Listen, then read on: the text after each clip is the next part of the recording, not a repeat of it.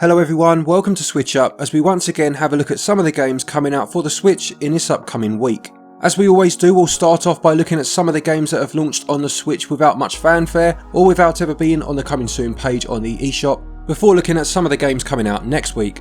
After a slow start to the month, as is usually the case in January, it looks as if things are starting to pick up with this week, so without further ado, let's jump in.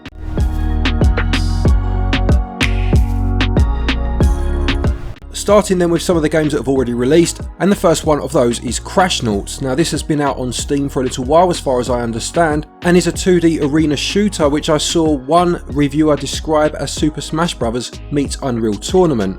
You can play with 1 to 6 players locally in a variety of PvP modes. There are a host of weapons and maps to play on, and from what I've seen elsewhere this game has scored very well. It's selling for £10.99 or your regional equivalent. Next up then is a game called Writhe, which one of our viewers, Jeffrey Neiman, I hope I've said your name correctly, but apologies if I haven't, mentioned to me in last week's upcoming video, so I said I'd stick it at the start of this one. This is a first-person horde mode shooter where you have to shoot a whole host of grubs as they come towards you, and was created by a small team of just 2 people. In fact, they are a husband and wife. It sells for just £7.99, and whilst possibly a little rough around the edges, I have heard that they are planning a number of patches and updates to the game, including some new maps, gyro controls, and a bit of balancing as well.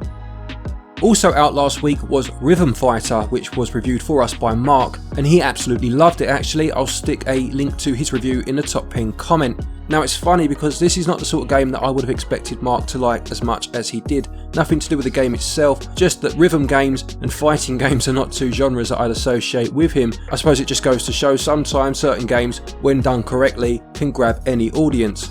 It merges those 2 styles by basically having you fight to the beat, and sells for quite a decent price of £12.99. Like I said, if you do want to know more, check out that link in the top pinned comment. And the final of the released games for this week then, we have Hitman 3 Cloud Edition. Now whilst this isn't the 3rd game in the Hitman series, it is the 3rd part of the Assassination trilogy, hence the name. As you would expect, once again you play as Agent 47, making your way through a variety of missions, taking them on as you please. There will be a number of ways for you to assassinate people or make your way through the various locations, and this has always been part of the fun of the Hitman series. Now as I alluded to just now, this is a cloud version. I think it's the 2nd cloud game in the West after Control. I think Japan got Resi 7 as a cloud game too. And I know when it comes to cloud gaming, the general consensus seems to be all over the place in terms of whether people like it or not. Mark was going to be looking at this one for us, and by the time you watch this video that should be out. So the link to that video, if you want to know more, will be again in the top pinned comment. Now the first of this week's upcoming games, one I'm sure many people have been looking forward to, this is Cyber Shadow. Now this game is being developed by Mechanical Head Games and published by Yacht Club Games, the people of course behind Shovel Knight. Now as far as I understand, Mechanical Head Games is actually just one person, a gentleman named Arna Hunziker. Hopefully I've said that correctly, apologies of course if I haven't. He developed the game by himself before teaming up with Yacht Club Games. They are now assisting in the composing of the music I believe, as well as giving him some feedback owing to their previous experience with Shovel Knight. The game itself is a retro-inspired action platformer, looks very much like something like Ninja Gaiden, but also has some elements that you would associate with games like Mega Man or even Castlevania. The pixel art looks simply stunning and does a fantastic job of taking what would have been possible back in the 8-bit era and then adding features that wouldn't have been possible to make a retro modern hybrid. It's selling for £17.99 or your regional equivalent, and does have 25% off of that price up until launch day, and all being well this will be one of the games that we review for you next week.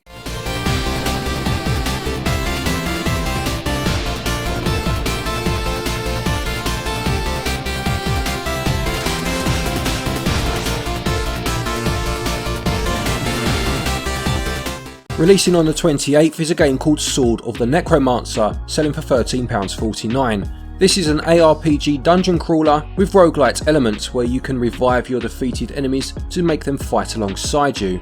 You need to use this power of your enemies to get far enough into the dungeon to try and find a way of reviving the one you love. There will be a number of weapons and relics to find and ways to level up, enhancing your character's abilities.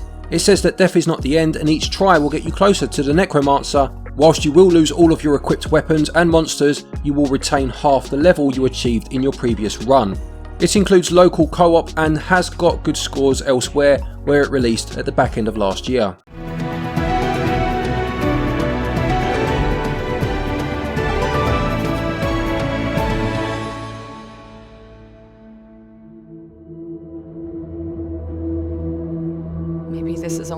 Next we have a platform game with a quite lovely pixel art style called Golden Force, although if you're anything like me, I read the name Golden Force and for some reason thought Shining Force, but no, it's not that. This sells for £17.99, although it does have quite a handsome discount available if you own one of the company's previously published games. Golden Force has 4 playable characters to choose from and 4 worlds to explore. There are bosses to fight, challenges and secrets to uncover, and you can also play the game in 2-player mode cooperatively. I mentioned that pixel art a moment ago and it really does look quite striking, has a pastel colour look to it and reminds me in some respects a little bit of the Shantae series, especially with those tropical backdrops.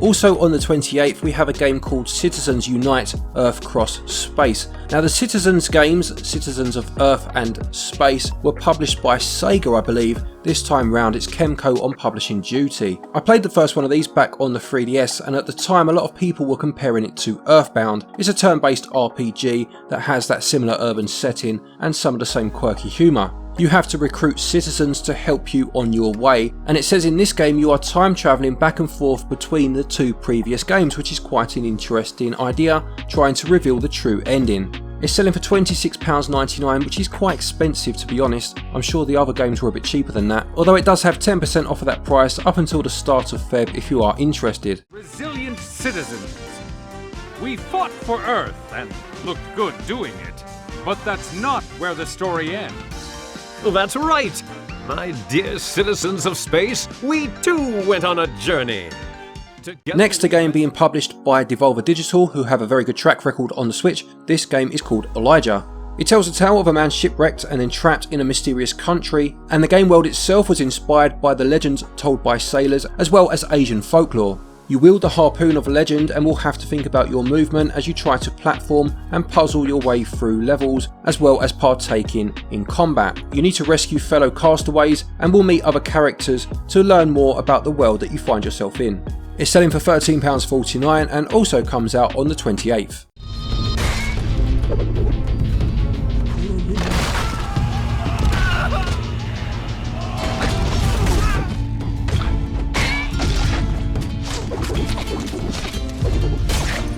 The next game is called Disjunction and describes itself as an atmospheric stealth-based ARPG. Inspired by tech noir classics, it says that it features a reactive story where your actions have a real and persistent consequence against the gameplay. You can choose your playstyle and use an arsenal of futuristic tech, cybernetic upgrades and weapons to blast your way through levels, or you can take a silent approach by using stealth and non-lethal takedowns. It's selling for £12.99 and comes out on the 28th.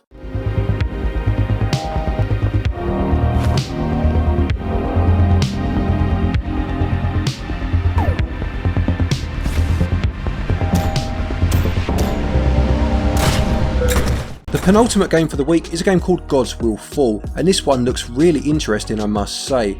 It says that you will explore lush overworlds with your clan of Celtic warriors before you yourself will delve down into the underground to fight a variety of gods whose torturous rule over humanity has lasted for millennia. Now I've just watched the trailer and it looks lovely. I can't quite work out the gameplay. It certainly looks action based, but I don't know whether it's an ARPG with some sort of leveling up mechanic or if it's straight out action. You will form a clan of 8 survivors and take on a variety of beasts and minions that inhabit the realms of each god. There are a number of weapons to choose from, and again it mentions that decisions you make will have some sort of outcome on the gameplay. It sells for £19.99 and comes out on the 29th.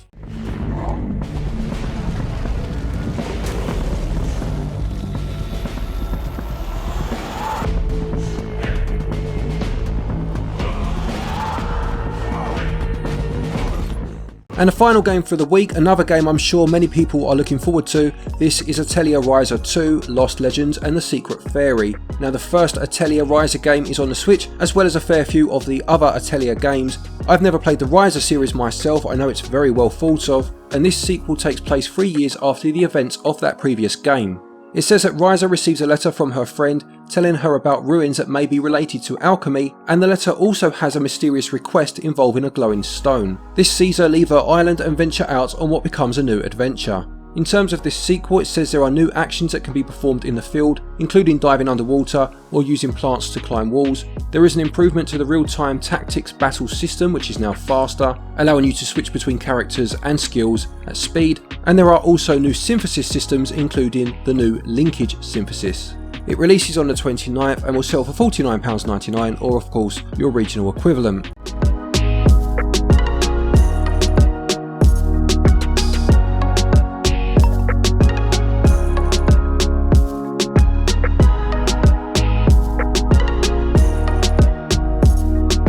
So there you have it, there are some of the games releasing this week. You'll have to let me know whether you think it's a good week or not, but I can say with some certainty it's the best week of this year so far, so things are hopefully on the up again. Please do let us know if any of these games interest you. Will you be picking any of them up?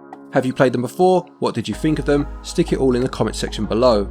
A quick thank you to our Patreons as always for your continued support, and to each and every one of you for watching our videos. Take care, stay safe, and until next time, happy gaming.